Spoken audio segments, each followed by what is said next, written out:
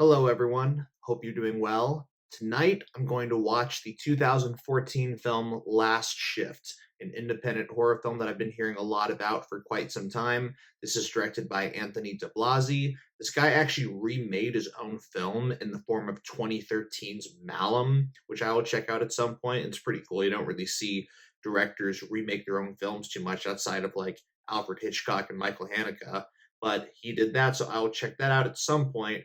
But today, I'm going with the original, and I will be giving my immediate blind reaction. This is a first time watch for me, so I'm excited to let you guys know what I think. Here we go. Do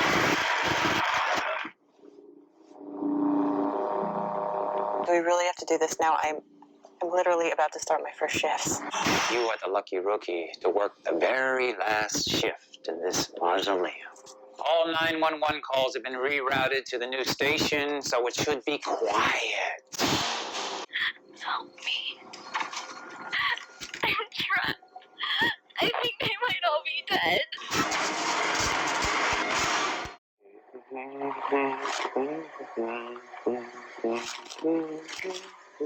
Alrighty, well, I'm happy to say that that was a dang good horror film. Very, very creepy. It showed me that Mr. Anthony de Blasi is certainly a filmmaker who is well above the general herd and definitely someone with a clear understanding of the horror genre. So the setup of this movie is pretty straightforward.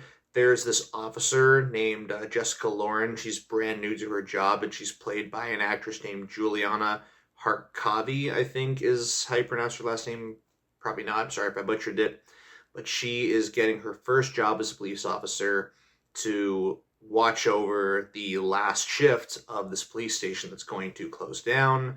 The beginning of the movie finds her mother on the phone with her telling her not to do this job because her father was initially killed on duty. She's left alone for the entirety of the night to look after this place, and sure enough, things start going down. Creepy, unsettling things begin to happen.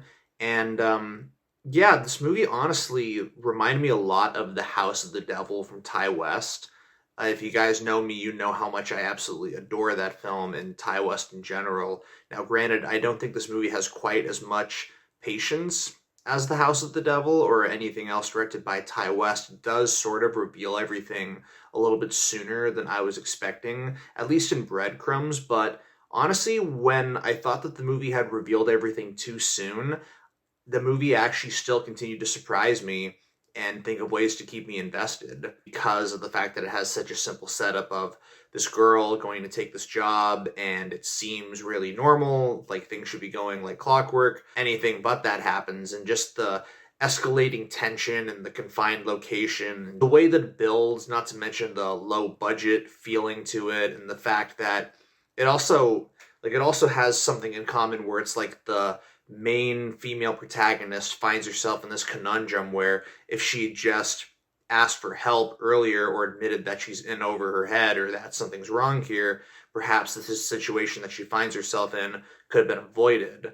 Although there is one thing that happens differently here, and that is the fact that at one point she actually does try to get out of this assignment, but then essentially the people at, her fellow police officers basically gaslight her for being a woman and not being able to handle the pressures of this job, and they kind of like just pin it on her being all paranoid and like you're seeing things, and that gaslighting kind of causes her to want to prove them wrong and continue to work the rest of the shift anyway. So I thought that was a cool angle to also look at it. Also, the fact that it's such a great achievement in low budget horror, maybe like the graininess of the cinematography kind of also made me draw that parallel, but in this case, I think that was probably just more because of like the budget, whereas in the case of The House of the Devil, that was certainly a choice to harken back to a bygone era of cinema. I don't think this movie was shot on film, so I'm pretty sure the grainy quality is probably just because the budget was so low. One thing that's worth knowing about me is that I absolutely adore low-budget horror. I think it's so beautiful to see what a director can do under such restrictions, and it really challenges, I think, the creative team to scare their audience with maybe not the same kind of resources that obviously somebody like Blumhouse might have. So yeah, this film is genuinely really creepy. I think that the overall story and everything that's going on in this place is eventually explained slowly but surely in a pretty well structured way, I think. Of course, you could probably determine that, like, from if you look at any of the images on Google or kind of look at the general premise, you probably assume, okay, it's something supernatural, like this police station is haunted, right? And, like, yeah, of course you're right, but the way that it's haunted and, like, the reason that it's haunted, even though, like, we've seen this kind of thing before, I found like the origin of it to be kind of refreshing and disturbing in its own way. So I do think the storyline was overall pretty good. I also did really like the main performance from the main actress. Definitely carried this film really well.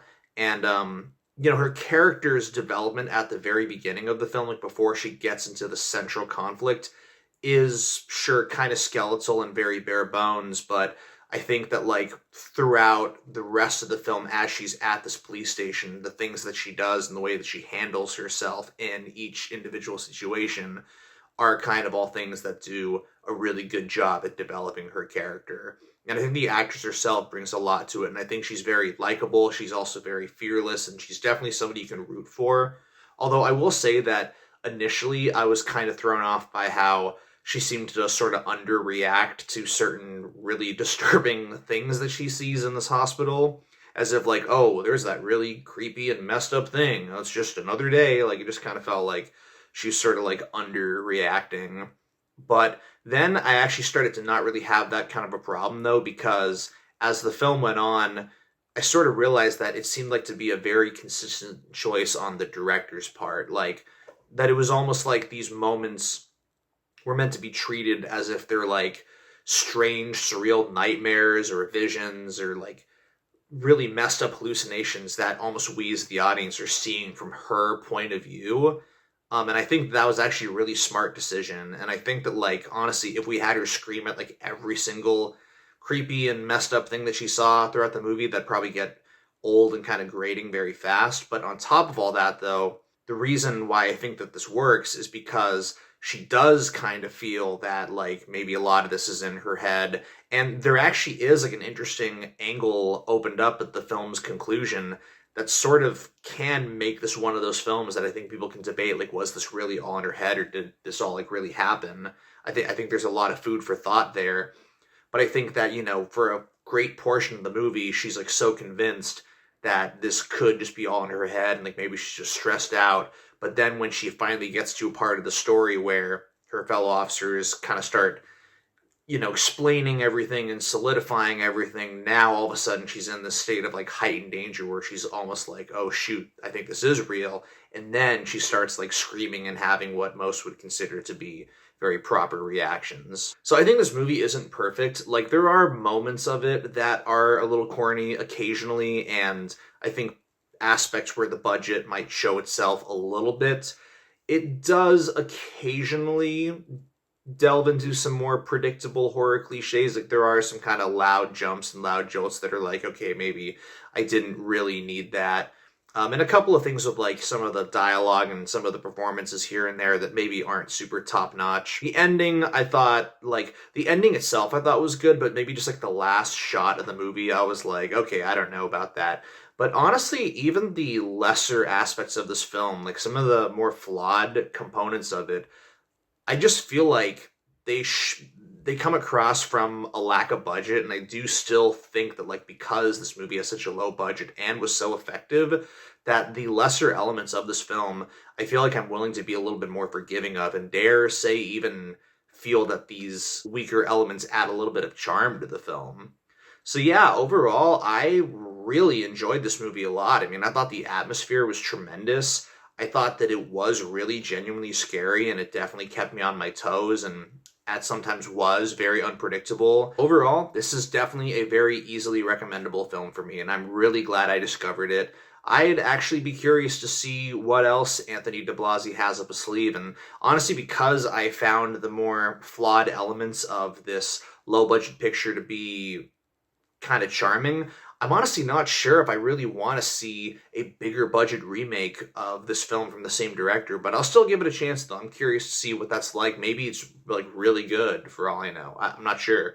But as far as how I feel about Last Shift on its own merits, I'm going to give this one a 4 out of 5. I think it's definitely worth your time if this kind of horror film sounds like something you might enjoy. If you like what I do here, you can click at the link below to follow me on Letterboxd. Also, I am a musician and songwriter. If you want to check out some of my stuff there, links to that are going to be below. In the meantime, though, if you guys like this video, please make sure you like and subscribe, and I'll see you guys in the next one. And you guys have a good night. Thank you.